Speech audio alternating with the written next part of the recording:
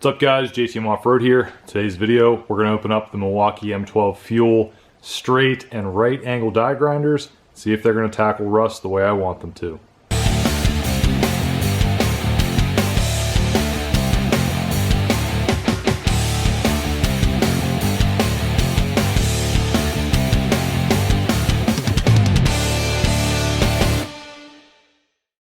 So if you're like me, you might have to deal with a lot of rusty old crap.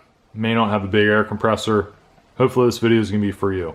Ever since I started working on vehicles as a hobby, it's been older stuff and I've had to deal with a lot of rust. And I've never had a big enough air compressor that could run a die grinder consistently more than 30 seconds at full strength. Milwaukee has helped us out. They have battery powered die grinders. They've been out for a while. This is definitely not a new groundbreaking video. I wanted to do this video to open it up, show you guys what it looks like, which is in a lot of other videos, tells you a whole lot of other stuff, but I wanted to actually tackle a project with it and show you guys maybe what it can do. I'm going to show you what comes with the kit and then we're going to put it to work right away. This is what we're going to try to clean up. These are a couple Grand Cherokee knuckles that we're going to be upgrading on my Jeep right here. 1995 YJ, fenders are off right now. Currently going through some other projects at the moment. One of the things I wanted to do was upgrade the knuckles to these. So these were pulled off Grand Cherokee from the scrapyard. Didn't pay a whole lot of money for them, but obviously they're rusty. I want to clean them up and paint them at some point. I was honestly just going to try out the Evapor rust with this, but I figured this would probably be a good chance to try out the grinders. There's a lot of little spots in here that get kind of tight, and I figured this might be a good chance to try it out. I've never actually used a die grinder other than a little bit of a wire wheel. So I'm really interested to see how the sanding discs work out on these. So if you buy the kit like I did off of Home Depot, it comes with the straight die grinder and then it comes with the right angle die grinder with 2 batteries, charger, and the bag. So let's go ahead and open these up real quick and see what we got. So we'll start with the straight die grinder. 2 wrenches. Instructions and product line, and the grinder. We'll push this aside. As for the other box, you'll get the case, charger, 2 batteries, 2 more wrenches, more instructions and product line, and the right angle die grinder. Inside the bag you got a spot for 2 batteries, die grinder, charger, and a mesh pocket for accessories, whatever you want. So right off the bat, let's go ahead and just see how much charge these batteries have. So we got about half life in one, if that maybe. And the other one, same thing, 2, about half.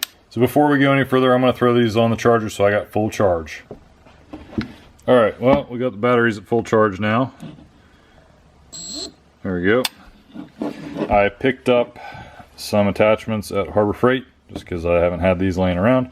So I got one of these to accept some discs. Decided to get a container to just kind of hold all these.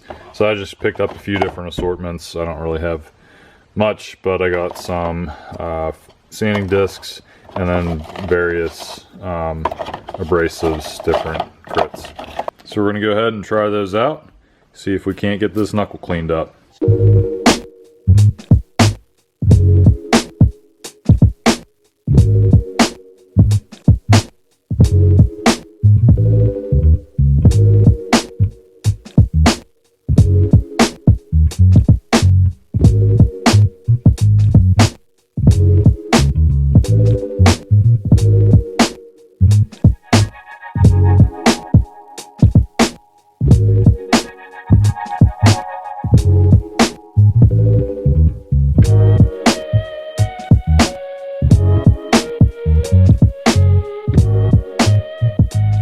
Alright, so how'd we do? So we did pretty well. I just tried to do everything that I could with the little quick lock attachments for this. I tried a sand disc at first. I didn't really care for it. I just stuck with the little woven flap disc, whatever you want to call them. I started off with the coarser ones and eventually ended up going to like a medium one just because it's all I had. But I think it did really good. It definitely burns through batteries, which, I mean, it's to be expected. This is comparable to, as they say, it's comparable to pneumatic ones. But I ran through 2.5 batteries. I had another battery, but I was continually going on this for a good while. So I mean, I think that did pretty well. If I tried to hook it up to the air compressor I had now, it definitely wouldn't have held up, you know, in a normal pneumatic one. So compared to the old one, you can tell I got a lot of rust off. Cleaned my bench up. I still have a fine layer of rust throughout my garage that's slowly settling, but I did everything I could. This is not completely done. I won't do that in this video, but I just did every surface that I could get to with this just to see how many tight areas I could get. So I got to a lot of areas. I was able to get on the inside of here using the edge. I didn't show much of this side just because I was trying to figure it out and it wasn't very easy to adjust the camera with. So I just figured I'd talk about it. But I was able to just go up and down the whole way through here with the edge of it. You know, same thing on this edge, trying to make sure I'm not taking too much away from this side. There's definitely some crud buildup.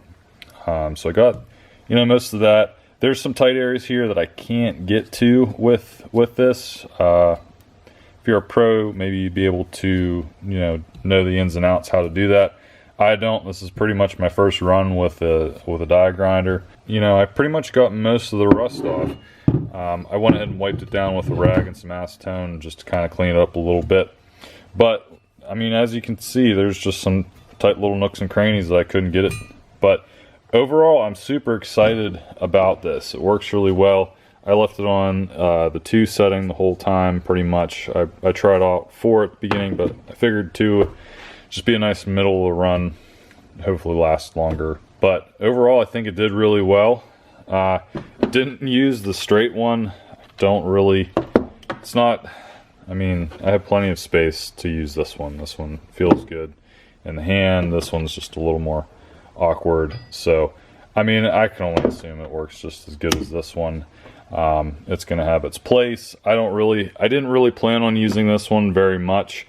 I mainly wanted to get this one, but you know, I'm getting this one. They had this one as part of the deal. Figured I'd just get it. You know, there might be some reason I might need to use this one in the future. Figure I already have it. So I'm super excited to finally get these tools. It's going to be a great addition to help out with little things around the garage. It's going to be a lot easier to use that in tighter areas rather than try to use a flap disc, and it's going to be a lot quicker than using sandpaper. I hope you guys find this video helpful, seeing it used in a practical situation. And if you guys have these tools or have ever used them, go ahead and drop your experiences down in the comments below. If you're new to the channel, please consider subscribing. Give the video a thumbs up if you like it. I'd say that's about it for this video, guys. See you in the next one.